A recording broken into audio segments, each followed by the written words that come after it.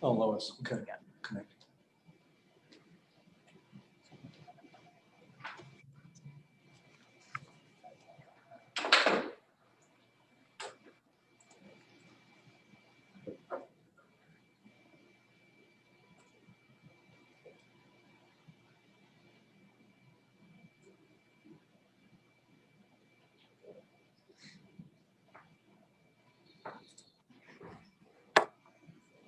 Diane Rhodes is trying to get in the live stream and she can't. It's up as of 1 second ago. Okay, well, I don't want to loop. I can text her too. Yeah, text her. Hello. Just say, hey, Dr. Kirk said, yeah. He just sent me a text.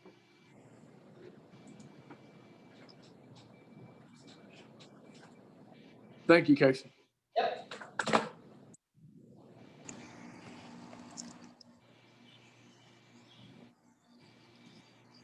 I'm here. Hey, Lois.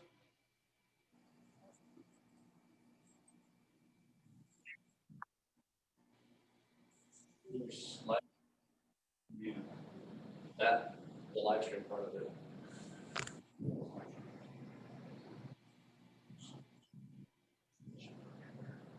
So who would be live streaming it though? Shouldn't we all be on the?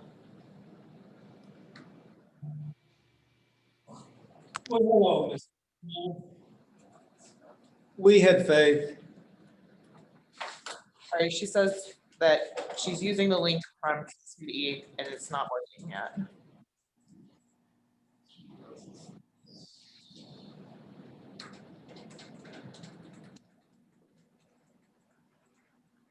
David, you driving home tonight or are you staying there? I flew in. Oh, okay. Okay. They're saying that it says this channel doesn't have any content. Chris is checking on it right now. Okay. Thanks. As soon as we get the streaming up and going, we'll be ready.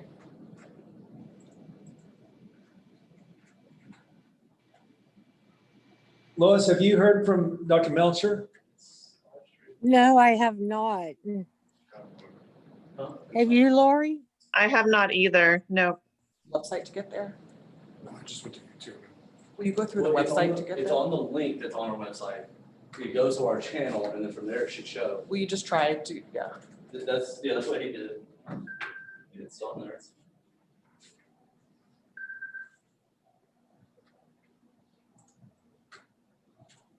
Diane said it's showing an error message.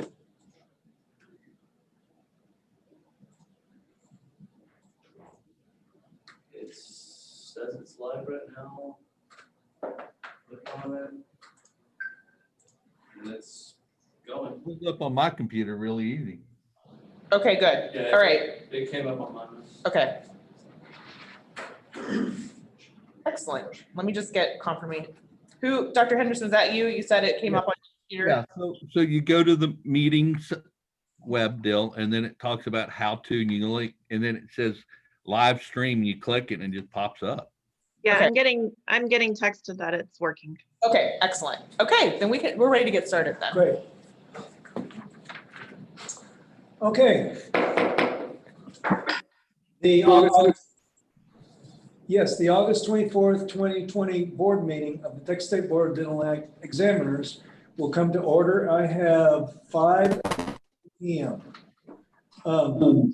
Just wanted to remind the board, if you are listening to the meeting on a secondary device, computer, or tablet, please mute it until it is your time to speak. Also, if you have a secondary conversation or some background noise, make sure that's muted as well. Please say your name before your verbal vote during the voting process to ensure a proper count, and I will also announce the name of the board members when announcing them and on the first and second motions. So we'll try to keep that in order for Ms. Wendy there to help her. The mission of the Texas State Board of Dental Examiners is to protect the public health and safety and promote high quality and safe dental care by providing enforcement, licensing, peer assistance, and related information services to licensees and their patients. So Dr. Kirsch, Could you give us a roll call, please? Yes, sir. Dr. Brian Henderson, Participating. Dr. Robert McNeil, Present. Dr. George Kirch is present. Miss Lois Palermo, Present. thank you. Dr. Margot Melcher,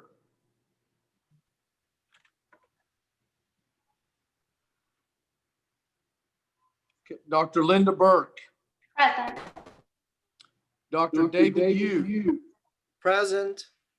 Dr. David Tillman, Here. Miss Lori Jones, Present. Miss Catherine Sisk, Here. Mr. Rodney Bustamante.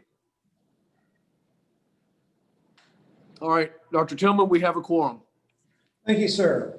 We will begin our discussion on the possible action on amend 22 Texas Administrative Code 108.7, minimal standard of care. General, do I have a motion to approve? So moved. Dr. Kears, we have a motion to approve in a second. Dr. McNeil. Thank you, Dr. McNeil. Discussion. All right, thank you, Dr. Tillman. So the current emergency rule 108.7 went into effect on May 1st and is set to expire August 27th, which is this Thursday. The board has a few options. There's an option to extend the rule as is with no changes for another 60 days, to allow the rule to expire, or withdraw the rule and replace it with an updated emergency rule. The governor's disaster declaration of March 13th, 2020, in response to the COVID-19 pandemic is still in effect. And based on the feedback that we've received from the dental community, it's determined that we would like to update the rule with the following amendments, which have been sent to board members.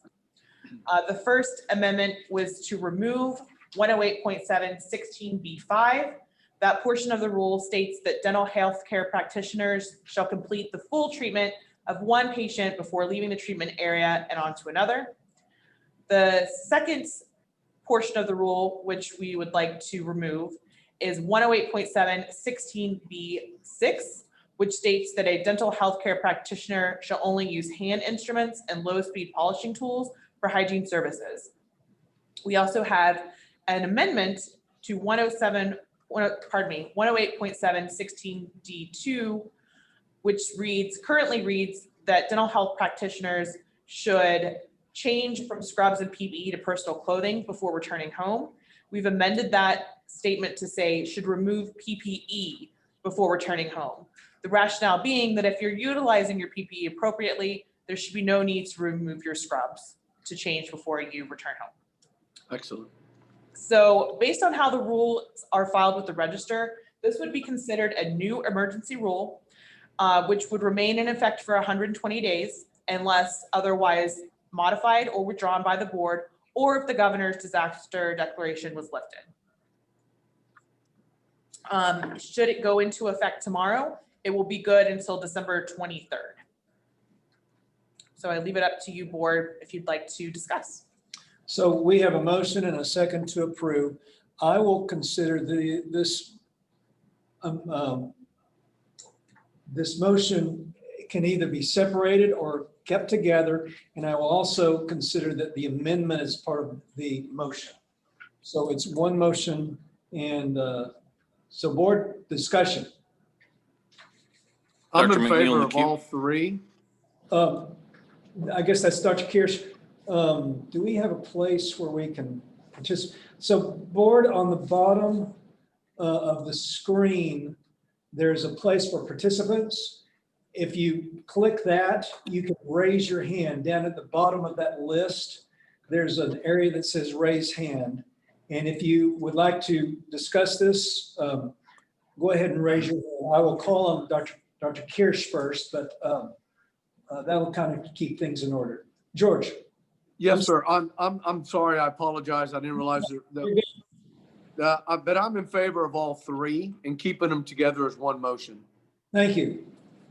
Any reasoning or that's just all you need? That's all I have. Okay. Yep. Dr. McNeil. I concur with Dr. Kirsch, and I think the changes are prudent, reasonable, and make sense. And I think this is, I'm fully in support of doing them collectively and making the changes as written. Very good. Dr. Yu. I think Dr. Burke had her hand raised. Oh, no, go ahead, David. Okay. Oh. Thank you. I'll go on next, but yes. Well, no, I just kind of consider the first 16B5, Okay. and just kind of for the sake of discussion. I'm not saying that we should make any motion on this, but the previous rule says that the dental healthcare professional shall complete the full treatment of one patient before leaving the treatment area and on. I just wanted the board to consider that, you know, I think my concern is that those practitioners in busy offices where associates and hygienists are made to the point where there's not enough time between patients to fully disinfect, aerosol control and barrier control the operatory, is sort of my concern whether eliminate that sort of verbiage, then the dental healthcare professional is technically able to stack patients. And to quote the CDC, which is dental healthcare professionals should limit the clinical care to one patient at a time whenever possible, or, you know, understand control. So by default, I'm sure they can't stack those patients, you know, technically with that. Thank you. Dr. Burke. Yes.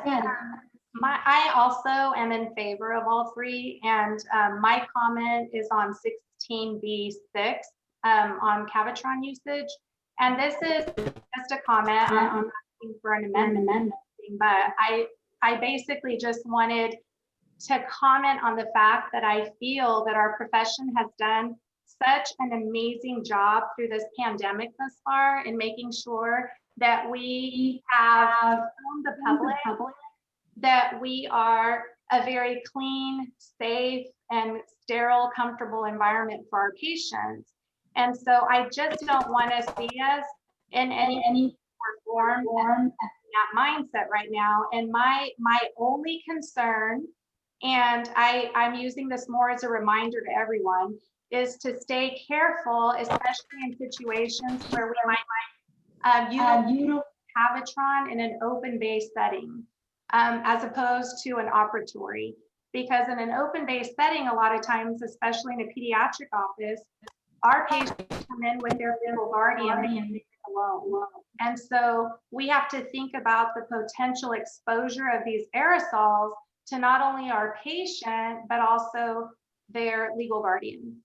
But I just wanted to make that comment. We can all think about that because I really want to see us keep everything safe, and we've done so wonderful. I don't want to see us take a step back. Thank you. Dr. Tillman. Thank you. Ms. Nickel, on statements that are before the resolution, can we have some background statements, just encouraging clinicians to maintain due diligence and asepsis, infection control? Absolutely. Just to make sure, you know, I don't know if it won't bear any weight, but at least it will be a reminder if that's possible. Sure. Thank you. Dr. Henderson. Thank you, Dr. Tillman. I agree to support this as written and proposed. I think the profession has done a nice job. We've had no cluster outbreaks. The indication of adding any additional aerosols, use of a ultrasonic or limited situation of change clothing, I think the recommendation by staff is very much in tune to help our profession move forward during this pandemic time. Thank you. Very good, thank you. Dr. Dr. Yu, did you have additional statements? Was your hand just? Thank you. No, I just wanted to reemphasize that I am for these amendments. And I just wanted to remind Dennis also that it's really important for care patients are mindful of what infection control protocols are in place in your practices. And it really is good practice building. And if you want your patients to feel like they're to protect them and your team members, then it's important to look at the board rules and, you know, recognize that there is a set standard in every office and that. So thank you. Yes, thank you. Any other comments before we have a vote? Seeing none, Dr. Kirsch, could you give us a roll call, please? Yes. Okay, Dr. Brian Henderson, 4. Dr. Robert McNeil, 4. Dr. George Kirch in favor, Miss Lois Palermo, In favor? Dr. Margot Melcher, Dr. Linda Burke, 4. Dr. David Yu, Or Dr. David Tillman, 4. Miss Lori Jones, 4. Miss Catherine Sisk. 4. Okay, the motion carries unanimously. Thank you. And just to reaffirm, Mr. Bustamante is not present. Is that correct? That is correct, and that's why I didn't call his name. I'm sorry I called out Dr. Melcher's name as well. Yeah. Thank you, sir. And thank you, board. We'll begin a discussion on possible action to approve the committee's recommendation for executive director. I can go ahead and leave this if you want. A little awkward. Casey, you want to lead us on this? The board put together a task force, a hiring committee, which conducted interviews and made a selection, and then I'll let Dr. Tillman take over from there. That's cool. Yes, the board received many excellent applications and conducted interviews, 3 over the course of a meeting, and just excellent applicants. And through our discussions, the board has come together to make a recommendation to affirm Ms. Casey Nichols as our next executive director. And she accepted. And I did accept it, yes. So we have a recommendation by committee, which does not need a second. Discussion.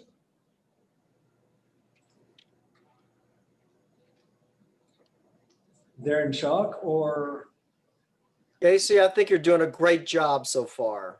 Thank you. I appreciate that. Thank you. I will tell you, she's been doing a phenomenal job, and we're getting a lot of feedback and emails and letting us know what the board's going on, and I'm very pleased with that. You're doing a great job, Casey. Thank you. Thank you. Yeah. I think Bobby had his hand up. Dr. McNeil in the queue. Thanks. Thank you, Lois. You know, I appreciate, Dr. Tillman, your leadership with that issue, and appreciate working on the committee with the group that we had together. And you're right, we had some great candidates, and I certainly look forward to what Ms. Nichol is going to be doing, and we are excited. And this is a new journey for you and for the agency. So we look forward to your counsel. Thank you. Thank you. And Dr. Henderson. Yes, Dr. Tillman, I want to thank the committee, as I was not on the committee, for their time and their effort choosing the candidates. So you went through, and I'm going to trust that the committee chose the best candidate. And I certainly have enjoyed working with Ms. Nichols in the last year as general counsel. And I know she's going to do a good job leading us through this agency. So I would like to speak in support of her nomination. Thank you. And just to kind of address the elephant in the room, my personal goal is for a long-term relationship as executive director with Ms. Nichols. We have a great culture within our staff, and Dr. Bush came in and brought forth some needed changes before his retirement. And hopefully we can keep Ms. Nichols on this job, hold her to the flame for many years to come. So I'm excited about our future and her at our helm. I do not see any other comments, so seeing none, Dr. Kirsch, could you give us a roll call, please? I will. Dr. Brian Henderson, 4. Dr. Robert McNeil, 4. Dr. George Kirch, absolutely in favor. Miss Lois Palermo, Yes. Dr. Margot Melcher, she's not present. Dr. Linda Burke, 4. Dr. David Yu. Let me think about this. Strong 4. Dr. David Tillman, Yes, 4. Thank you. Miss Lori Jones, 4. Miss Catherine Sisk, 4. and Mr. Rodney Bustamante, who's not present. We have a unanimous decision. Approval, very good. Thank you, board, and congratulations, I think. Thank you. The newness, hopefully, you know the job, you've been here many years, and so we're excited about our future. So public comment, do we have any public comments? No. There were a couple written comments which the board received prior to the start of the board meeting for review, but we Right. have no one who's asked to speak today. Very good. And those were forwarded to the board from TDA and among others. Right. So you have copies of those. And so that is all, unless we have anybody called in. Nobody's called in. So announcements. I don't know of any announcements. I have none. So very good. So moving forward, as executive, do you have a second to kind of review the process? Our legal counsel, tell me what is going to happen Yes, there. so with the board's vote today, I will take over officially as executive director on September 1. And we have offered to Ms. Lauren Studdard the general counsel position, and she will take on that role on September 1st as well. We're very excited to have her coming forward to be GC for us. Very good. So the only bad thing is we're going to need to get a couple of new lawyers. Probably. Yes, we will need a couple of new attorneys, and we are working on that as we speak. Very good. Thank you. Excellent. Any other announcements for the good of the group board?